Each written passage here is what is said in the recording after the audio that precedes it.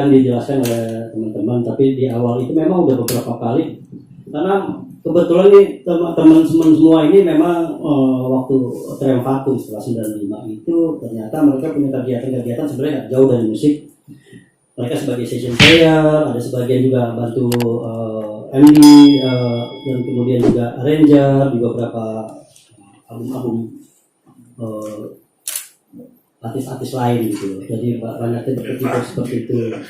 Jadi kira-kira 10 tahun sempat juga kumpul kita, tapi ternyata memang kesibukan mereka masing-masing. Kemarin ketika pandemi kemarin memang kebetulan juga kita satu persatu kumpul. Pas juga pandemi juga kan kita juga slow tuh ya. Jadi kenapa enggak sih kita bikin lagi, kita ternyata semangatnya sama gitu. Jadi dari mulai periode awal tahun 2020 setelah pandemi itu kira bulan apa deh ya?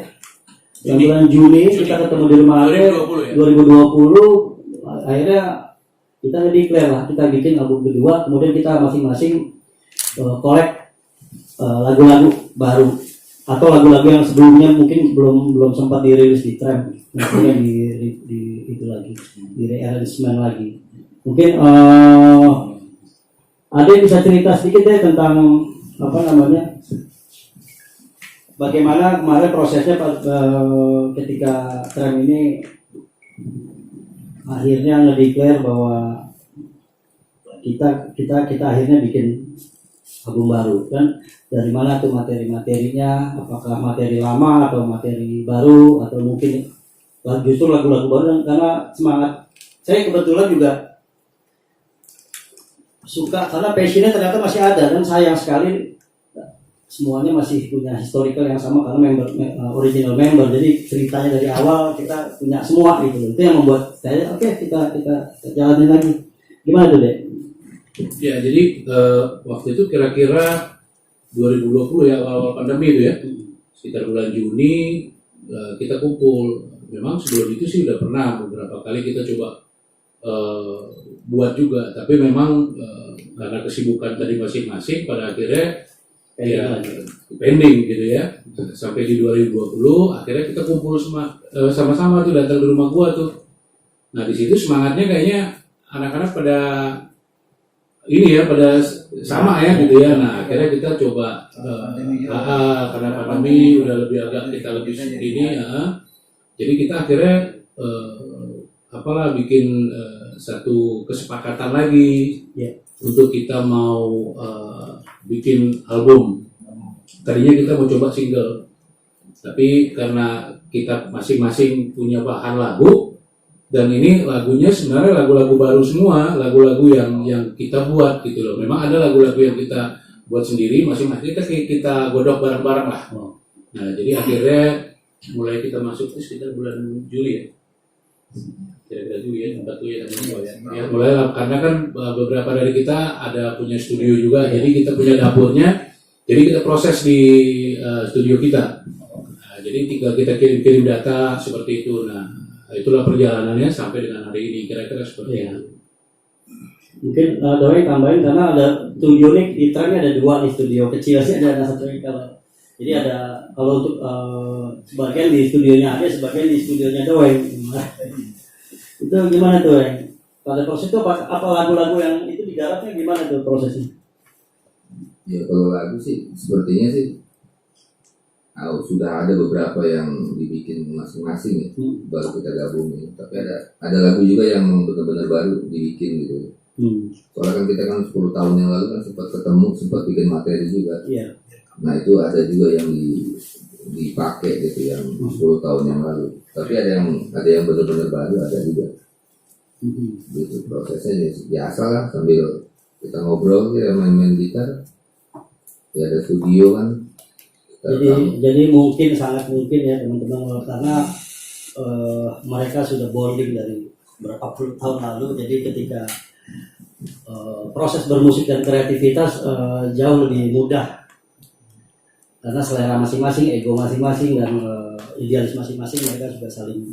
Kalau mengenai konten lagunya sendiri itu kan setelah rilis kita nggak pernah tahu, ada yang suka, ada yang tidak, tapi orang tahu bahwa musiknya berkualitas, itu yang Jadi memang itu yang memang saya selalu brainstorm ke teman-teman gitu loh. Tapi di dalam konten itu mereka mau membuat apa, saya nggak ikut campur. Karena saya percaya mereka akan berbuat yang terbaik. Cuman pada saat proses recordingnya kita harus benar-benar ini perhatikan. Gitu. Di luar itu juga kita juga karena tektokannya juga di sini lucu juga nih, kayak misalnya tiba-tiba Teddy, Richard, Moses, dan kita Moses juga kan kita ini semua sendiri ya. Jadi kebetulan Moses juga selain drummer dia juga desain dia sekolahnya juga ya grafis. Jadi di album kita sepakati gitu, kita bagi-bagi. Jadi Moses juga mendesain album kita ini dari mulai proses itunya sampai ke itu juga motionnya itu ya 3D kemarin ya belum ya, jadi cover ya gitu ya. Itu sampai dengan cara kita juga harus juga mengkreat sesuatu yang mengikuti perkembangan zaman. Sementara konten dasar lagu ya sebenarnya sama-sama aja. Begitu juga dengan rhythm, begitu juga dengan genre gitu. Cuma bagaimana pengemasannya, kalau menurut kita lebih brainstorm ke teman-teman bagaimana sih pengemasannya. Mungkin kalau lagu-lagu dulu mungkin 5 menit lebih mungkin sekarang nonton juga ngelihat video atau dengar juga. Terus hooknya di mana sih? Nah, di hal-hal itu kita banyak banget konsen seperti itu. Jadi mungkin juga itu juga 2020 sampai 2021 akhir ya, itu cukup lumayan lama sih kita bongkar materi ya. Jadi mungkin bisa jelasin juga. Pada saat itu kan beberapa lagu kan kita mesti